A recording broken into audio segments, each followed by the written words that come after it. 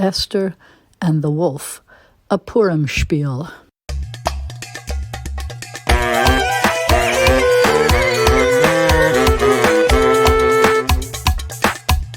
Once upon a time, there was a kingdom called Persia.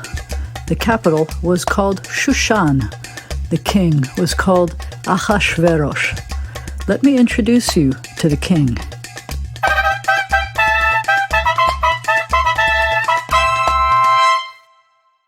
King Ahasuerus loved to party. In fact, our story begins while the king is having a party that lasted many months.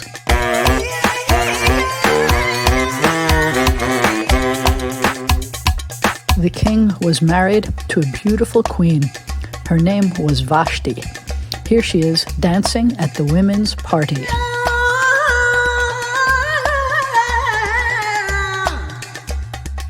King Ahasuerus wanted to show off how beautiful his wife was, so he sent for her to come dance at his party, wearing her crown. She said, "No."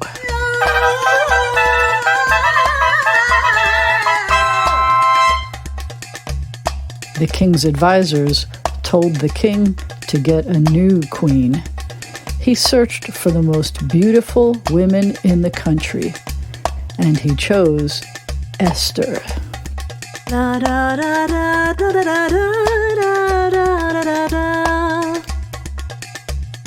There are things you should know about Esther.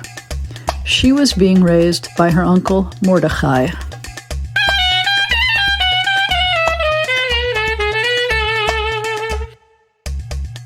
Mordecai was so proud that Esther was chosen to be the queen, but he made sure to tell her that it would be best if she didn't tell the king that she was Jewish.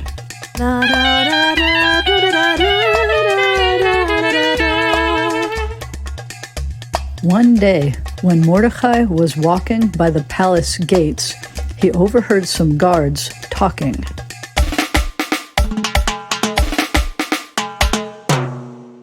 Mordecai realized that the guards were talking about killing the king. Mordecai made sure the king found out. The assassination was prevented. The king was saved. Mordecai was a hero. The king made sure to write about it in his special book.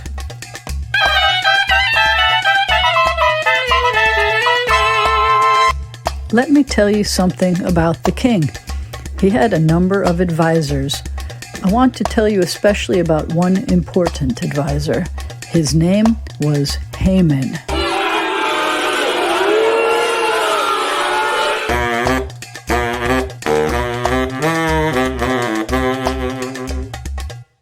This advisor loved power.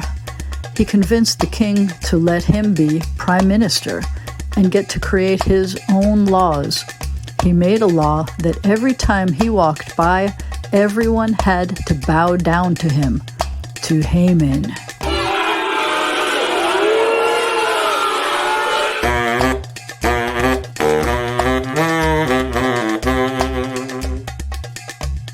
Mordecai was Jewish and would not bow down to Haman.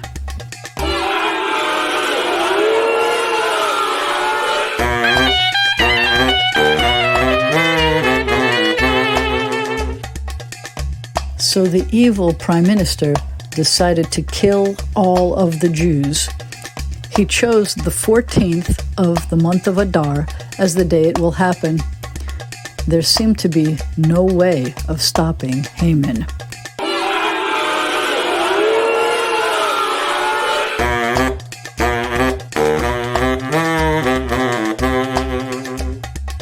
Mordecai and all of the Jews were miserable and frightened. Mordecai went to his niece, Queen Esther, and told her that she had to speak to the king to save their people. She was afraid to go to the king without being invited by him first.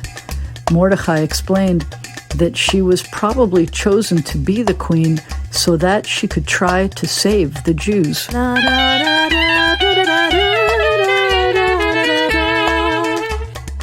Queen Esther said that she would speak to the king, but all of the Jews needed to fast and pray first. They did. Esther got an idea. She invited the king to 2 parties. The king loved parties.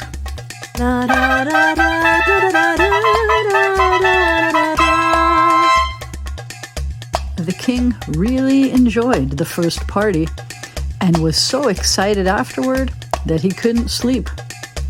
He asked for someone to bring him the book of awesome things that happened to him, to read to him and help him sleep. They read about how Mordecai saved him from having his soldiers kill him. The king realized that he hadn't yet honored Mordecai.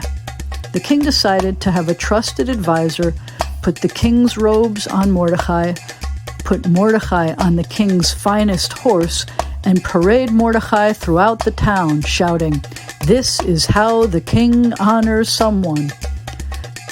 You know which advisor got to do that to Mordecai? The one who hated Mordecai most. The advisor was Haman.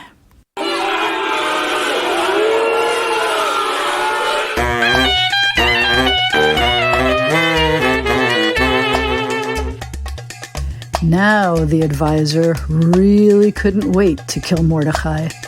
There was a new gallows being built in the center of town to kill Mordecai.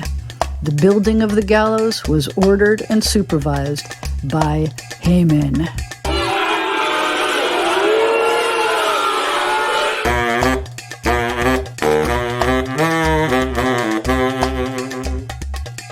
It was time for Queen Esther's second party for the king. She made sure that for this party, the king brought his most trusted advisor. The king and the advisor were having a great time at the party.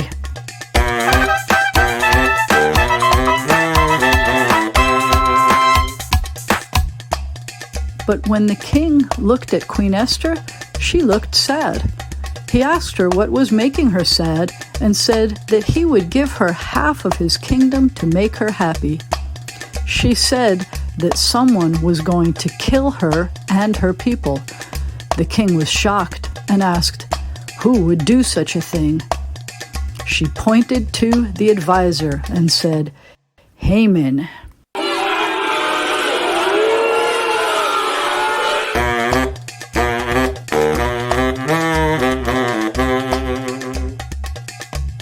The king stopped the plans of the evil advisor. The gallows that were being built for Mordecai hanged that advisor instead. The king made Mordecai the prime minister, and all of the Jews were saved.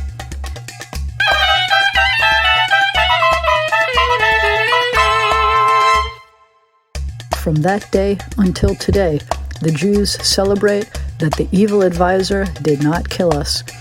We still have Purim parties. We give food and treats to our friends and neighbors, and we find fun ways to retell this story.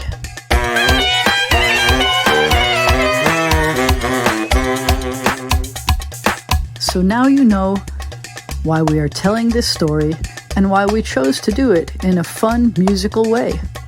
You are probably wondering why we call it Esther and the Wolf, since there wasn't a wolf in the story.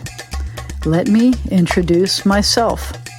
My friends call me Beezy Wolf.